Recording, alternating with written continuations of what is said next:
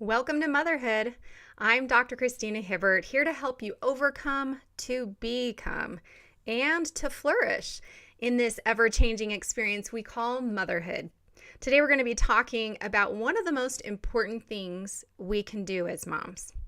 Now, before I tell you what I think one of the most important things we can do is, I want you to think about that yourself.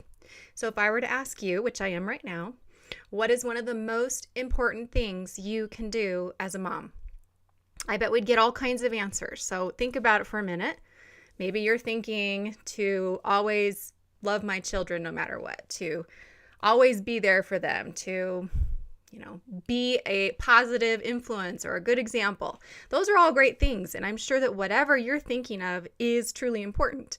There are so many important things we need to do as moms, but today we're going to be talking about caring for our brains. You probably didn't expect me to say that. That's probably not at the top of everybody's list out there when we think about what we need to do as moms and the biggest responsibilities we have and the most helpful and useful things we can do.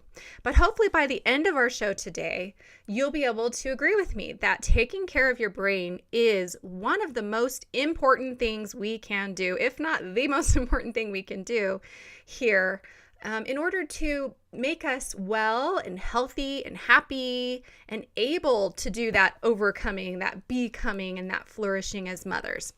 So we're going to be talking about that today. And guess what? I don't have a guest. It's just me. It's just me today. So hopefully you will hang with me here as I talk to you about some of the facts. And really, we're going to delve into this great little plan that's very simple to help you know how do you care for your brain. Because we all know that probably we need to protect our brains. We probably need to be, we want to have a healthy brain. We want to be able to live long and prosper, to borrow from Star Trek. But do we really know how to care for our brains? Do we really know what that means? So we're going to focus on that today. So stick around. And thanks for being here, everybody, each week on Motherhood Radio. You might have noticed that we have switched platforms. So this is the first show that I am hosting on my own platform. Woohoo! So I've been working with Web Talk Radio for the past year, and all of our old episodes will be on their website. You can still, of course, find all the old episodes through iTunes and on SoundCloud, and also you can find them now on my own website. We are working on pulling all those together. All the new episodes will be going up on there. And exciting news, everybody. As you know, I usually record a video with each radio episode that we do here, and today is no exception. And I've been putting them on my YouTube channel just over the past year, and now we have so much great content that we have created a platform called Motherhood TV. So if you want to be watching this instead of just listening to it, whatever's more convenient for you, you can go to the new website, motherhoodtv.net, which is linked up with my website and has all the videos for all the episodes on there that you can just click on and watch. You can also, of course, go to my YouTube channel, Dr. Christina Hibbert, and you can look for the playlist for Motherhood TV. So that's another easy way to find it. So we are all over the place. We're easy to find. It's just that now you don't go to Web Talk Radio to find all the new episodes, but you can find them all these other fabulous places. So stay tuned for more news on all these exciting developments going on here with Motherhood Radio and Motherhood TV. And be sure to also follow me on Instagram, because we now have a motherhood.tv Instagram account that I'm posting to about all these episodes and other things related to motherhood and all the things we talk about here. So join us there. Join me on my Instagram, Dr. Christina Hibbert, also on my Facebook pages and all the other places you can find us. And of course, my website, drchristinahibbert.com. Now, as I said, I want to talk today about caring for our mom brains. Now, think about this. Why is it important to care for our brains? I'm sure that many of you probably would agree with me that it is important to care for our brains, that We don't want to end up with dementia, let's say, right? We want to be healthy in order to live a long life. Maybe we just really know that we need to take care of our brains because if we don't, we'll suffer from greater mental illness. Or if we already suffer from some form of mental illness, it's worse if we're not taking care of our brains, right? All these things are true. And I've had this really drilled into me these past 7.5 weeks. So let me tell you a little bit about my experience. I actually got a concussion about 7.5 weeks ago just from trying to parkour. Now, if you know what parkour is, you're probably laughing. And if you don't know, let me just tell you, it's just the cool term for trying to jumping and doing tricks off of random, items that are outside or furniture. You see those videos of people jumping off the stairs and climbing up walls and stuff. Okay, I was not doing all that. That's way too cool for me. I'm not that cool, okay? All I was trying to do is we were leaving my daughter's recital for choir. And of course, this was a couple weeks after my new book, 8 Keys to Mental Health Through Exercise, came out. And it was, of course, in May, which I call Mayhem because it's the busiest month of the year, I think. I think it might even trump Christmas holiday season in December. I'm not sure. It's a toss-up between those two. But mayhem at the end of the school year where everything is happening. So here we are going to these events. We were leaving early, and my husband just said, "Hey, Christy, parkour." And he jumped up on this little tiny wall. It was like a planter box, like a little brick planter box wall. And he just jumped up and jumped off and kind of spun off. And I have no memory of what happened, but I do oddly remember what I was thinking I was going to do. So it's like I remember everything up until the moment when I actually tried to do it. And then from then on, because I fell and hit my head, I have no memory. So I was trying to jump up. I was going to very gracefully jump up onto this little wall and then just jump off and sort of spin, really cool. And I even thought, okay, I had just started a new workout routine, strengthening body, yoga, Pilates type routine. And so I thought, well, I'm doing this new workout. I'm strong. I can parkour. I'm going to do this. So when I went to jump though, my husband says my yoga pants caught on my foot. And instead of jumping on the wall, I hit into the wall and flipped up over it and bam, crashed right on my head. So it was a really hard hit. And like I said, I don't remember any of that night. Well, most of that night. For a couple of hours, I was just sobbing and repeating the same things over and over and over. My husband just scooped me up, took me home. And so, I later realized I had suffered a concussion. I had a really nasty bump, which I remember feeling, but I never actually saw because, again, I might have looked in the mirror that night, but I don't remember anything. And I kept repeating things like, did I fall? What happened? Did I hit my head? Oh my gosh, I have a brain injury. That is not good. I'm losing brain cells. And then I would say things like, oh my gosh, did I hit my head? Oh my gosh, I have a brain injury. This is not good. I repeat the same thing. And then should I go to the doctor? Shouldn't I go to the doctor? And at first OJ's like, well, I'm a doctor, I'm a dentist, right? So I can handle this. So he is basically watching me to make sure that I don't have any of those serious side effects of a concussion that can mean that there might be a brain bleed or something. And, I know all this because when I was in graduate school, my last internship was in a hospital in the brain injury unit, in the traumatic brain injury and stroke unit. So everybody in there had a very severe brain injury to where they were in a hospital for a significant amount of time, some for months, and had all kinds of symptoms like, depending on where they had hit their head or what had happened, aphasia, where you can't remember, you can't speak. So there was a woman I remember who she could write anything. So you knew that she could think, but she couldn't formulate the words. The part of her brain that could formulate those words was damaged. There was another one who had been extremely moody and depressed and angry their whole life and had hit their head in a way that it damaged that area of the brain for negative emotion, negative affect, we call it, and was suddenly like super positive and joyful, which was kind of a blessing. That was probably a good one. But I remember another one where there was a guy who had a serious head injury. He couldn't even say his name. He couldn't tell you where he was. This is called being doing a mental status exam, being oriented to person, place, time, and situation. So he couldn't do that. He wasn't oriented. He didn't know where he was. He couldn't say his name. He didn't know what was happening. But his family brought in his clarinet, which he was an accomplished clarinetist. Is that the word?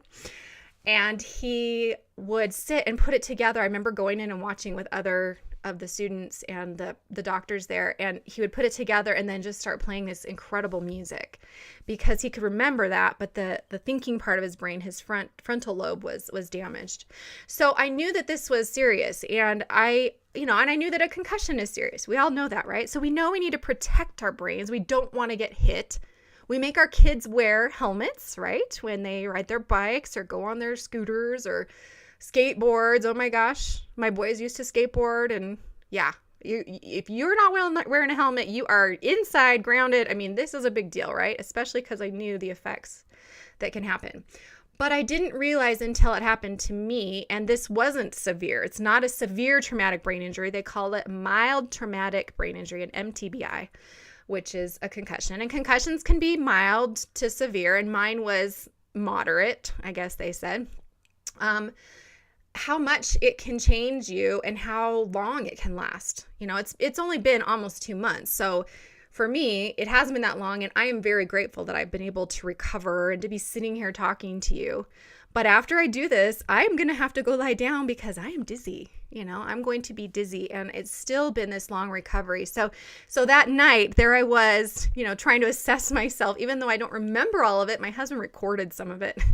And listening back, it's like, holy cow, I don't even remember all this stuff. But I kept repeating the songs that my daughter had been singing, and I kept saying, this isn't, this is not good. I need to do a mental status exam. And then OJ's like, okay, well, what does that mean? I said, am I oriented to person, place, time, and situation? And so he asked me the questions, and then I'd say the answers. He's like, yeah, you're good. And then over time throughout the night, I could start to remember little pieces. And 2 hours later, we have this recording of my son Colton coming in, and OJ saying, hey son, come on in, and I put a clip of it on my website, on my blog post about when life drops you on your head. The point is learn something, right? And that's what this is all about.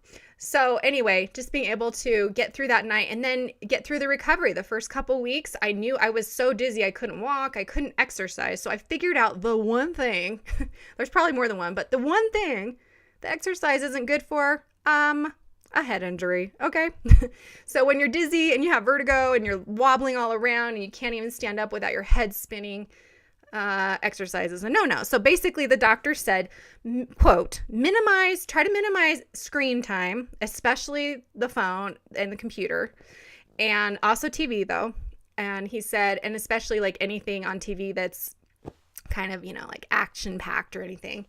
And then he said, and also you should probably minimize reading and writing and interactions with others, like, talking too much to people, and physical activity.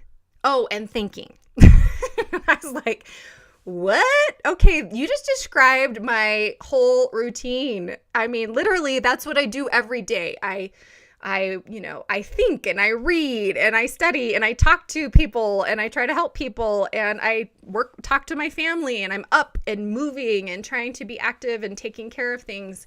And I like TV, okay? And I do go on my phone, and I need my computer, and I love to write. And so at first it was kind of a blessing to be like, okay, good. I can have this downtime. I can have this gift of some time off to care for my brain, because this is definitely a wake-up call. But then it was also, as time wore on, I kept feeling like I should be better. And then there's these emotional symptoms that come from a head injury, which any of you out there who have had a head injury, you know what I'm talking about. You start to feel depressed, and you start to feel like you're never going to feel better. And luckily I had been online when I could see straight. And I know I wasn't supposed to, but anyway, I did. We're going to do things that we're not supposed to a little bit. I did it way less than I would have, but I went online just to look, because I was like, what on earth, this post-concussion syndrome? Like, what is it all about? And what am I going through? What do I need to do? I really wanted to know, me. I just want to handle it. I want to know what I need to do. What do I need to do? Okay, I know what I need to not do, but what can I do? basically nothing, lay around and do nothing. So as I was looking online, I saw that that the symptoms could lead to these emotional symptoms. And in doing so, I at least was somewhat prepared. So I had my weekend, luckily it was only a weekend, of sobbing hysterically and feeling so down on myself and feeling like, again, what is the point of anything I do? This is literally what I said to my husband. What is the point of anything? Why do I even do what I do? Why do I even write books? It's so stupid. Why do I even do that? Why do I even do anything? Why am I online? Why am I trying to do a blog? Why am I trying to do a radio show? I was like wanting to quit all that stuff. And gosh, look at our house. It's such a mess. And I'm not even a good mom. And I'm, it's like I felt like I couldn't do anything right because my brain doesn't work right. And if you haven't experienced that yet, I hope you never have to. But when your brain doesn't work right, you just can't do things the way that you could before. And now, after very long recovery and having to force myself to stop, literally, when you feel like you're about to fall down, you have to stop. So it has had to force me to stop. And we moms, we don't like to stop. We don't want to take care of ourselves. We don't feel like we're worth having this time to just relax or to have downtime. But I absolutely had to, and I know it sounds beautiful, like a beautiful vacation. And at first it really was, even though I was not well. Okay. I was not well, but it was a nice vacation, but it was also like, oh my gosh, it's the end of the school year and I need to be here and I need to be there. And at one point I had to go in a wheelchair to my daughter's class at the end of the school year, because I just couldn't do it. So when you really can't do it, it forces you to stop. But we shouldn't have to be forced, should we? We should be able to take care of our brains before something like this happens. And I admit, I have been trying to do that. I feel like I'm always trying to be healthy and well and to take good care of myself. We talk about self-care a lot here, and this is a biggie. But I did have this feeling for the whole past year, and I feel like I was better at it than before. But I had this feeling that I really needed to really slow down and really get in tune with myself and get in tune spiritually. I needed to actually really practice meditation and mindfulness. We had that episode a few weeks back on mindfulness. And if you didn't hear it, go back and listen. It was wonderful. My guest, Manuela Mishka Reeds, she's just wonderful. It was such a calming experience. And, I've had so many impressions thinking I need to really do this. I do it a little, but I need to really do it. You know what I mean? I think you guys can relate to what I'm talking about. I hope you can. And then life steps in and is like, all right, if you're not going to get the lesson, then bam, you're going to literally be smashed on your head, right? And in whatever way that happens to you in your life, maybe it's that you're just, exhausted and you just can't, maybe you're getting sick in some way. Maybe you have a loss in your life, something comes up and bam, we're slammed on the ground. And so what I say is when life drops you on your head, learn something. So let's learn how to take care of our brains because, obviously we can do one thing, which is to protect ourselves, to wear our seatbelts and to, not engage in activities that have a serious risk involved to injuring our brain, to definitely wear helmets when we're doing things like skiing or snowboarding or, activities like that can lead to serious injury. But here I wasn't doing anything that needed a helmet, I didn't think. And I guess the lesson, as one of my friends said on my Facebook, no more parkour, right? That's your lesson. Don't parkour. Okay, I won't. But even that was such a small thing. You just don't think, right? And in daily life, these things just happen. So how, other than just protecting our literal brain like that, how can we care for our brain? Now, when we talk about self-care, I want you to think about it in the terms of self-nurture, because I love that word nurture. Don't you love it? I love it. It's so nurturing. And when we think about nurturing, I think we think about our children. We think about not just taking care of their needs, that they're fed and they're bathed and they're dressed and all that, but that we want to love them and we want to teach them and we want to have these moments with them and inspire them and we want to spend time with them. And are we doing that for ourselves? I would say for the majority of you out there and for myself, much of the time, we are not nurturing ourselves, right? We are pushing ourselves. We're just getting it done.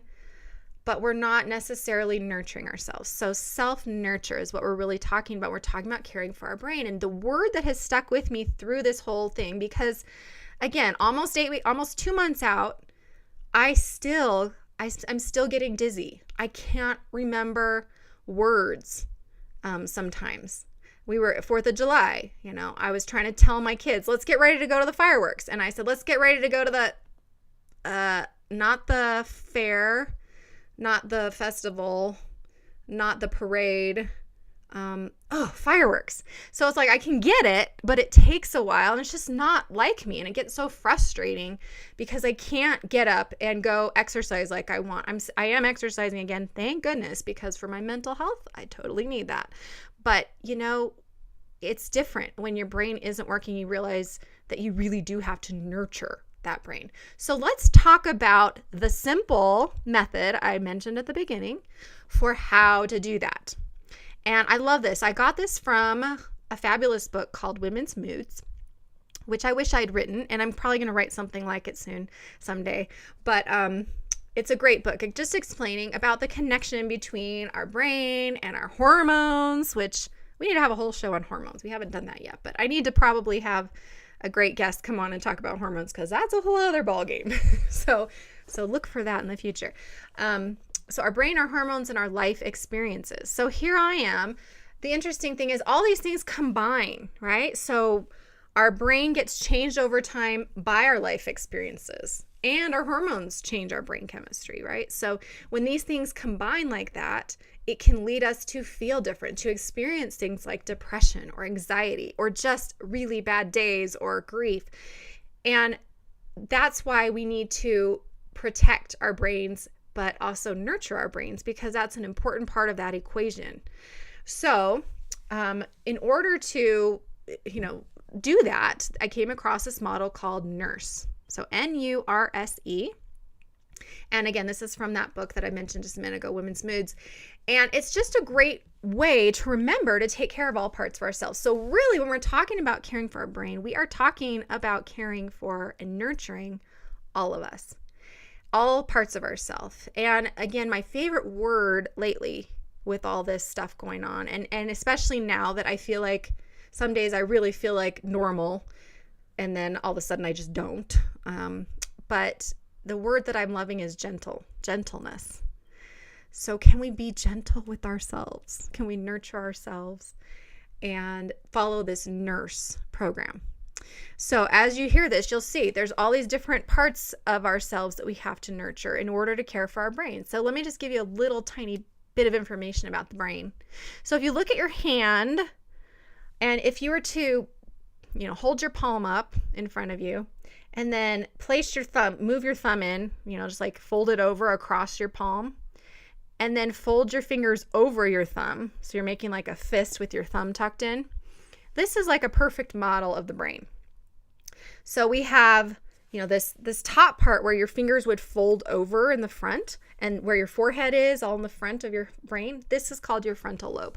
And this part of your brain is responsible for executive functioning, which means it's the control center. It's the part of your brain that's responsible for planning and judgment and understanding and higher level thinking, abstract thinking. All of those wonderful things, insight, creativity, all of those are part of the frontal lobe of the brain. And then you have these other parts of the brain. If you open up your palm and you look at your thumb across, that represents your old reptilian brain, or the limbic system part of your brain, which is see, now I'm forgetting. I'm going to forget the technical term because I have a brain injury. Okay. So there you go. But it's not the prefrontal cortex, but the something else, but it's the limbic brain. I know that limbic system.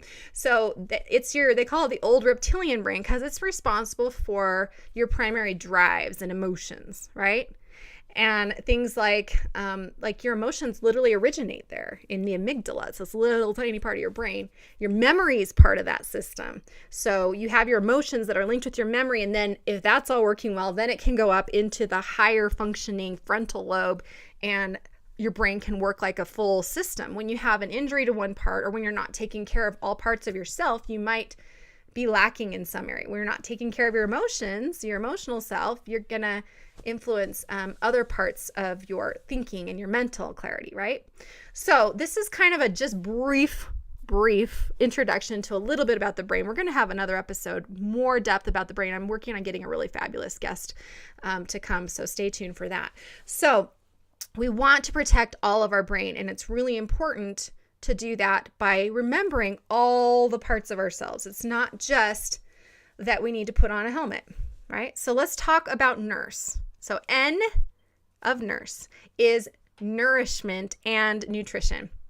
Now, in a couple of weeks, we are going to be having an episode about nutrition for moms, and nutrition and mental health, and how what we eat really does influence how we act and what we're able to do, and our mental health and our emotional health. So stay tuned for that. But just in general, when we're talking about our brain, we need to eat foods that are good for our brain. So let me tell you a little story.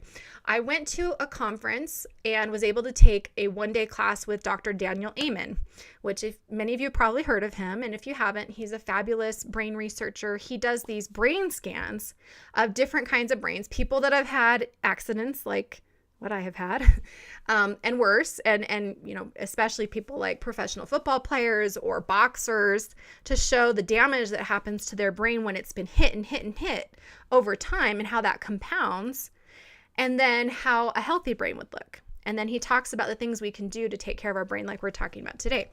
And this was such a powerful experience. First of all, I just want to side note that, when we do have multiple things happen to our brain, like last year I was in a car accident and I had whiplash, and all I really thought about was, oh my gosh, my neck and my shoulders. And it was, 6 months of treatment to try to get all of that back in order so that I felt healthy and good again, well again. But I didn't realize until this had happened that was a brain injury. When we slam our head, when we jolt it like that, your brain is inside your skull and it crashes against your skull. So it doesn't have to mean that you physically hit your head in order to have something happen that can be damaging to your brain.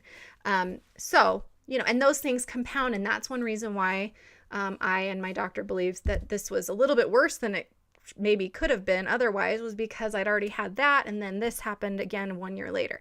So there's that. So the compounding thing is important. But we were at this conference and he's talking about this, and then he starts talking about nutrition. And he starts talking about the things we should be eating for our brain and the things that we probably should avoid. And one thing that's big is omega-3 fatty acids, which is wonderful for our brain. And it's also a great supplement you can take, but you can find it in fish and other grains and nuts like flaxseed and chia and different things like that. Walnuts, wonderful source. And I think even avocados. But salmon is a wonderful fish that has a lot of omega-3s, and other kinds of fish and seafood. But he was talking about how important it is to eat these healthy foods. And so we went to lunch after that, and I was sitting at this table with people that half the people had been to our class, and the other half, this should have been an experiment, the other half had been to some other class.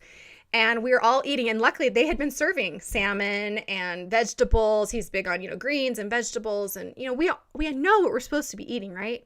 But when you start to think about it in terms of that, this is literally nourishing my brain. And again, that nurturing and nourishing, that nourishment and nutrition for N of nurse, that's what we're talking about. Everybody that had been in the Daniel Amen class had chosen the fish selection and vegetables and salad, and had avoided the rolls because he was talking about, they were white rolls and how they, basically have no nutritional value and definitely aren't going to be helpful for your brain, and that we should avoid those kinds of things.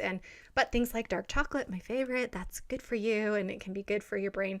So everybody had avoided that, and we all avoided the dessert that day because his powerful presentation showed us we don't want to have those messed up brain images.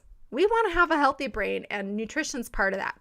Now, it didn't last, I'm sure. For me, it lasted for a little while, and then I'm like, ooh, Cheesecake Factory, I'm going to get a cheesecake, right? But, every little bit counts. But still, we need to be mindful of our nutrition and our nourishment. Like, what are we doing to supplement our nutrition? Are you taking an omega-3 fatty acid supplement if you're not eating enough. And even if you are, you should be probably. And most women should be taking vitamin D and calcium. And if you take calcium, you can take magnesium, which helps the calcium to be absorbed into the body better. And magnesium is wonderful for the brain and for the nervous system. And so after my injury, I was wanting every vitamin, every supplement. I was eating fish for every meal. I was eating quinoa and fish and avocados and walnuts and and blueberries and all these things that are amazing superfoods, kale, all these things. And just trying to nurture my brain. Also bone broth, which is supposed to be really amazing for your brain as well. So you can look up some of these foods, but the bigger part is, what are you putting into your body? And it's not just what you're putting into your body, but what are you putting into your brain? What kind of food are you giving your brain, literally? So that's the N, nourishment and nutrition. And of course that includes water, because our brain is mostly made up of water. So we need enough water as well. Now, we've heard all these things before. I know we have, but I just want to put it in this context of, but have we thought about it? We know we need to drink a lot of water, but have we thought about it in terms of, if we don't drink enough water, it's bad for our brain? It's like we're injuring our brain in other ways when we're not eating these things. So if we can focus on eating things that are good for our brain, then also it kind of helps us in other ways too, because we're more full and we're not going to eat as much of the other stuff that's not good for our body or brain anyway, right? Understanding. Understanding is really first of all, do we understand how important it is to take care of our brain? Do we understand our brain? Do we understand the needs that we have in our life as well? Because it's all connected. Our brain is sort of like the central feature. If our brain's not healthy and well, then we can't be healthy and well in any other way. And that's one thing that's really frustrating going through a brain injury, again, even a mild one like myself. And I've been through traumatic brain injuries that were severe with friends and with clients. And that's even worse. But you start to realize that you can't function the way you want to function if your brain isn't well. If I'm dizzy and can't walk, well, then I'm not going to be able to move, right? If I can't think of words or formulate a sentence, or if I can't type, or I can't have my mobility because my brain's not working well, then I'm not going to be able to write or to do this radio show with you or to do my job. If I can't, just handle the input and the stimulation in my brain, which has been a biggie. At first it's no sunlight, dark room, quiet, cold. Hello, I got 6 kids. They're all home for the summer and it's not quiet here, and it's warm at summer. And, so we don't have that luxury as moms, but can we handle that if our brain isn't well? No, we can't. So understanding, first of all, our needs for our brain and really what the brain's all about. We'll talk more about that in another episode. And there's some great resources online. I know I've written about it in my blog before. So if you type in, brain on my website, I'm sure you can get some great stuff there. But also understanding our needs emotionally and physically, the help that we need. It's a biggie, right? Letting help in. So we need that understanding in order to care for our brain, because if we just keep forcing it, and this is where I think we as moms often falter. We think, we might have the thought, oh, I need to be gentle. I need to nurture myself. I really need to lie down. I'm not feeling so well, or, I'm exhausted. I really need a night of sleep, but we're not willing to do what it takes to get that help and to let it in, to have that understanding and really get it and do something about it. Then we're hurting ourselves. Again, we're not helping our brain at all. You know how it is when you don't sleep enough, your brain doesn't function. When you don't eat well, when you're sick to your stomach, your brain's not functioning well. When you are not exercising or moving your body, your brain's not functioning well. And when that happens, you can't be as spiritually in tune. You can't be as mentally aware and in tune. You can't learn as well. You certainly can't be as emotionally available for yourself and for your family, right? We really can't do what we need to do as moms when we're not understanding our needs and taking care of them. So nourishment and nutrition, and I forgot the other, I forgot, but it's okay. I'm being gentle with myself. So hopefully you'll be gentle with me too. Nourishment, nutrition, and needs is part of the N. And understanding those needs is the second part of nurse, right? So we want to have an understanding of our needs and to understand what we can do to meet those needs, right? And let me give you a few ideas by following the next part of Nurse R. Rest and relaxation. So I just mentioned sleep. Sleep is huge. And if you're like me at all, which I know many of you are, and if you're sensitive to sleep deprivation and sensitive to sleep loss and sensitive to not getting enough sleep a night, then you know what I'm talking about. You know immediately, I'm not even nice when I'm tired, And I've always hated that. I've always hated that is how I am. I wish I were one of those people that could get 6 hours of sleep a night, every night, and just go, go, go. But I'm not. I'm just not. So we need to understand our own body and what we need. Now, yes, it's recommended 8 hours of sleep a night. When you're a mom, especially when you got little kids or when you're worried at night about older kids, you're not going to be sleeping well all the time. And sometimes, and especially in those first early years, it's completely exhausting. So you have to do what you can to get the sleep and rest that you need, right? So you might need 8 hours, you might need 7 hours, you might need 9 hours. It's really that kind of window of 7 to 9 for most people. Somewhere in there is what you need. And at different times, you might need more. After I've gotten out of every kind of postpartum period, especially because I had postpartum depression and anxiety every time, when I'd get out of that, then I would always start to need like 9 hours of sleep a night. I mean, really, if I could, I would sleep forever. Once my kids were sleeping through the night, and if they were sleeping, I would just sleep as long as I could. And normally, I don't really love to sleep. I like to be awake. I'd rather be awake doing things and learning things and reading things, right?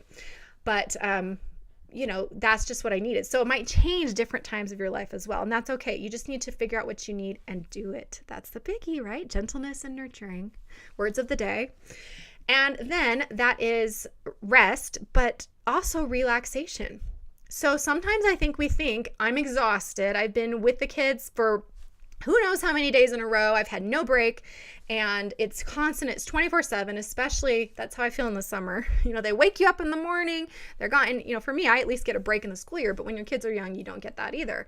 So, you need a break, you need some relaxation. So you think, okay, I'm just going to take a nap.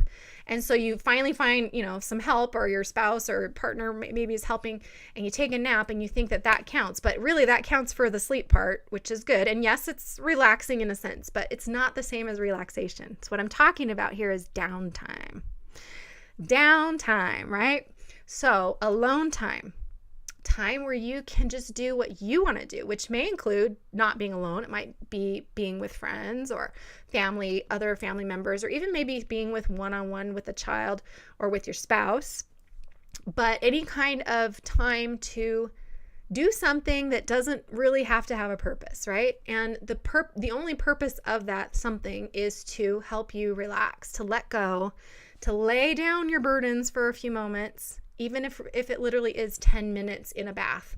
Or, me, I love my hammocks. So I like to go out on the back deck hammock and say, for the next half hour or 15 minutes or whatever, nobody come out here, and take my journal and just sit there and think and read and, pray or write. So whatever that is for you, rest and relaxation. Okay. Don't forget the second R. There's 2 R's. So sleep and relax. Okay, then S. So NURS, spirituality. Now, this, of course, is going to be different depending on your definition of spirituality. Everybody has their own definition. And what I'm talking about is connecting to that something bigger than yourself, to God, to the universe, however you phrase that, and connecting to that something bigger, connecting to nature, and being able to have that spiritual connection in your day. And that's so important and so hard as a mom, isn't it? I think it's hard. I think it's hard because there's so few quiet moments where it's just you and you can just kind of commune with God, with nature, with life, that kind of thing, right? But at the same time, if you can try to see it a different way, this has been helpful to me with spirituality, is to try to practice your spirituality with your children, with your family in the chaotic moments. So for me, this example, which I'm sure I've shared before, was when I was trying to first learn to meditate, which, yes, I do meditation. And like I said, I need to be better at it. I'm actually taking a course right now on mindfulness and learning some different ways to be more mindful and more present and aware. And I do spend my hour of power every morning with prayer, exercise, first exercise, then prayer and meditation and scripture study. That's how I do my kind of spiritual connection. And sometimes that's, has to be split up into different chunks throughout the day. Sometimes it's only a few minutes of each thing, but that's something that you can try as well. But in order to keep that spiritual communion going, I was trying to learn to meditate years ago when all my kids were pretty young and I had a baby. And I was locked the door and I could hear him picking the lock, trying to get in. And I think I shared this on the mindfulness episode, but they came in and I turned around. I'm like, get out of here. Can't you see I'm trying to be spiritual? I'm freaking out at my kids trying to be more spiritual. Well, that was completely ironic. So instead, I learned a lesson, which is that we can practice our spiritual connection in those chaotic moments. We can go inside ourselves. This is one thing I love to do. And especially as you practice mindfulness, meditation, pondering, prayer, these kinds of things, you can sort of go into your own mind, into your own body when the kids are screaming and running around you, or something is just, it's just like the end of the day and you have had it. We all know those moments. You can just go internally and sort of just think about, focus on your breathing. You can focus on a prayer. You can focus on, okay, where is the joy in this moment? Where is the good thing? Okay, this is probably something I'm going to laugh about eventually. Or someday, I always told myself, someday I'm going to miss this. Someday it's going to be totally quiet. My kids are going to be too busy for me and I'm going to miss this chaos. So to me, that's another way we can practice our spirituality as moms. But it's an important part of also caring for our brain. Probably hadn't thought of that, right? We probably knew sleep and nutrition are part of caring for our brain, but spirituality as well, because it helps to free ourselves from all that thinking, right? That overrules us. And especially as women and moms, we tend to be overthinkers. And spirituality, getting in tune, is like connecting in a different way and letting go of all those thoughts for a while and being present and actually living our life, right? And letting ourselves be guided by something bigger than ourselves. So seek to do more of that. Finally, E for nurse is exercise. Now, again, I had found the one thing that exercise isn't great for, which is a head injury. But as soon as I was able to, I started going on just very short walks with my husband. I would just hold on to his arm so that I couldn't stumble. Literally, I was so dizzy that it didn't matter if I had my eyes opened or closed. I felt like it was the same. I was walking the same. So, but at least I could, move my body. Again, we've had several episodes on exercise and how to exercise and the benefits of exercise because of my book, 8 Keys to Mental Health Through Exercise. So you can check those out for more on exercise. But again, the point I want to make about exercise is to define it differently. Because, I was teaching at a conference yesterday, a class, and I mentioned exercise, and I could just see half the room like, ugh, don't talk about exercise. We know we're supposed to be doing it. We don't need to hear it. But really what I'm trying to point out is move your body. Move your body. And I know as a mom, you are moving, and whatever phase of motherhood you're in, you might be having to move a lot more than you want to, or maybe you need to move a little more. I'm sure we can all do better at being a little more active in a positive way. That could be with your children, which is a wonderful thing to build family unity and to teach them to move their body. With your family as a whole, go on a bike ride or go on a walk, or even just that experience of my head injury and being able to go on those walks with my husband. It was great. We could just talk a little bit. He could understand better what I was going through. I could understand better how he was doing, taking care of me and trying to really, and he's been wonderful trying to take care of me and appreciate him better. So exercise with your family, move your body, because as you move your body, it literally moves your brain. It moves your thoughts. It clears your head. It moves your emotions when you're dealing with something. Yesterday, I was talking about grief and grieving and how important exercise is for grief and grieving. And it's so important for mental health. I know I've said it so many times on here, but it is like medicine for our brain. It literally increases the neurotransmitters in our brain that make us feel well and normal, like serotonin. So exercise and move your body to move your brain. Now we're going to wrap up here. This has been a fun time to just talk with you a little bit about this one model. So NURSE, nourishment, nutrition and needs, understanding, rest and relaxation, spirituality, and exercise. Those are 5 ways that you can start today, right now, to care for your brain better. Because moms, we need a healthy brain. And if there's anything I've learned through this most recent experience of mine, it's that things can change so quickly. I mean, I knew that already. I've known that a million times whenever these big life events happen. And I didn't expect that this would be a big life lesson, but it is, especially because it's taking so long. But the one thing I have learned when life has dropped me on the head is that things can change so quickly, and that we need to be as healthy and well as possible. And that if I didn't get back those faculties, I could not be the mom that I want to be and the mom that my kids need me to be. And I could not fulfill my own potential, not only as a mom, but as a person, as a woman. And that is something that's really important to me too, and probably important to you as well. So next time you are working on improving yourself, or you want to do something for yourself, think about your brain. Start with your brain, right? Pick one of those things we talked about today and just make it a goal to be 5% better at your nutrition, or at your sleeping, or at your relaxing. I mean, who doesn't want a goal like that? I need to be a little bit better at relaxing, right? But it is hard. I know it's hard for us. I get it. I'm the same way.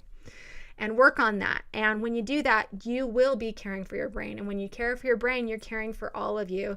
And when you care for all of you moms, you are caring for your entire family, right?